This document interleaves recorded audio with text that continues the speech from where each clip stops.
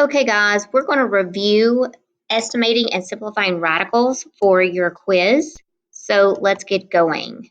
Remember, when you are simplifying, you will be left with a radical unless it's a perfect square. And when you're estimating, we're usually going to round to the nearest tenth. So let's simplify. So when we simplify 12, we're trying to think of what two numbers give me 12 when I multiply them. And one of those numbers has to be a perfect square. So here's the list of numbers that you're constantly looking at. So these should be at the forefront of your mind, or you can simply do what I'm doing and write them down. So 12 can divide into 2 and 6 and 3 and 4. And we're going to choose the 4 times 3 because 4 is on our list. It's a perfect square.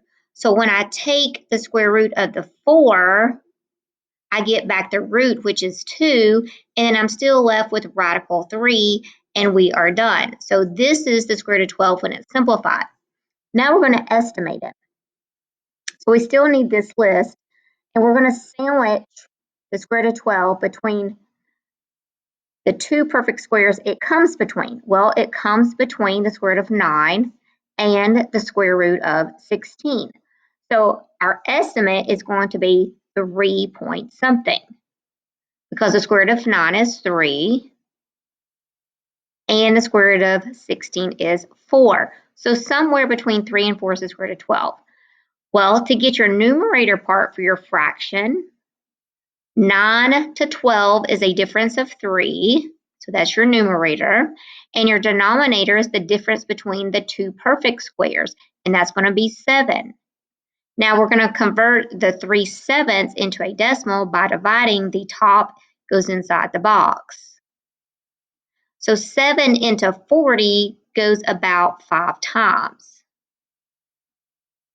And then 7 into 50 goes about 7. So 0.57 is going to round to 0.6, so about 3.6. Okay, let's look at the square root of 18. Again, we have our list going and so forth, but this is 18, so we know we can't go much further. So we know that 18 can divide into 3 times 6 and 2 times 9. We're going to use the 2 times 9 because 9 is a perfect square. Now when I take the square root of the 9 part, we get back the root, which was 3. Because 3 times 3 gave me the 9. And I'm left with radical 2. So this is our answer. The square root of 18 is sandwiched between the square root of 16 and the square root of 25. So we know that our number is somewhere in between 4 and 5. So it's going to be 4 point something. So let's make it into a fraction, and then we'll convert it to that decimal.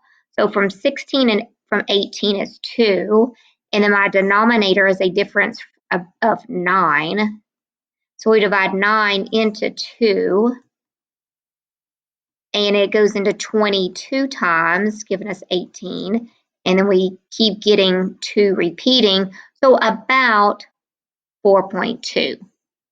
So if we were to graph this between 4 and 5, and this is 4.5, the square root of 12 is about 4.2, or I should say the square root of 18. The square root of 48.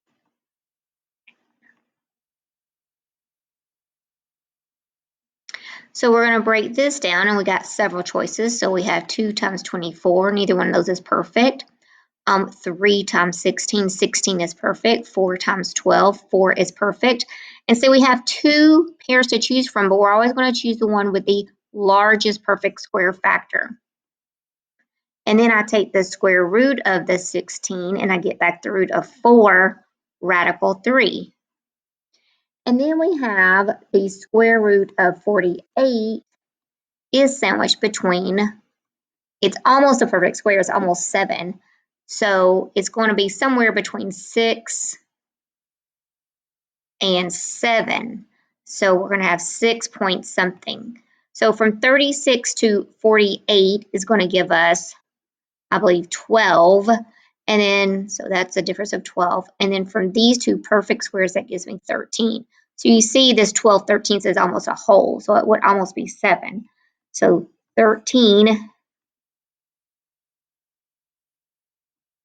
Okay, let's just try 9 because I think it's would be probably like 6.9.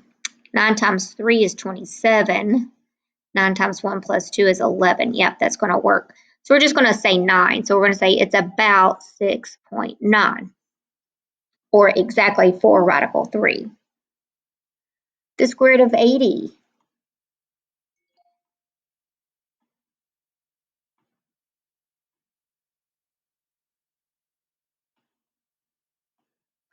Okay, the square root of 80. We have 2 times 40. Neither one of those are perfect.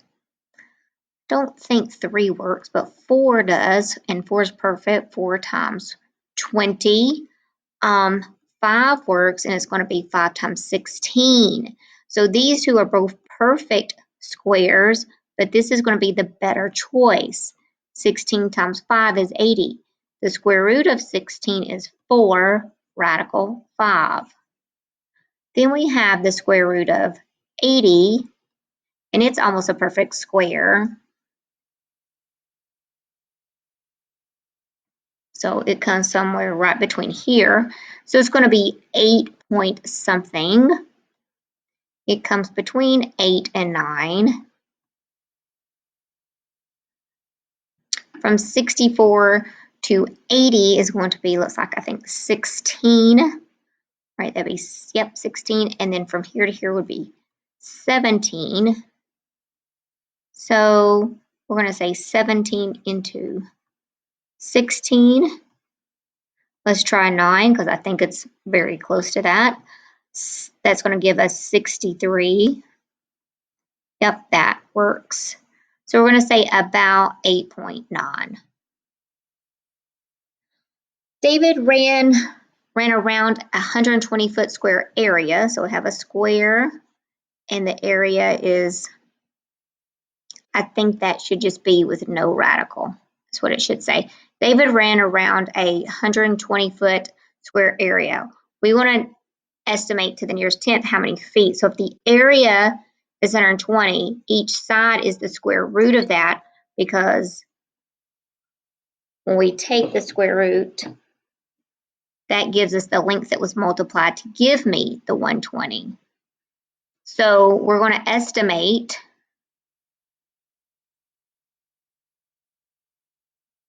So this is going to be, so 11 squared is 121. So it is almost a perfect squared. So it comes between 10 and 11.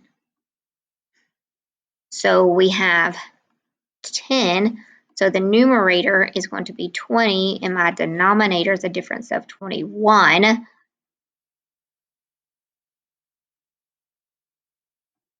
So let's try 9, and that works. So this side is about 10.9, but he's running around all 4 sides. So I'm going to say 10.9 times 4 for 4 sides. That's going to be 36, and then 4 in my decimal. So this is how many feet he ran. And that's it, guys. I hope this helps.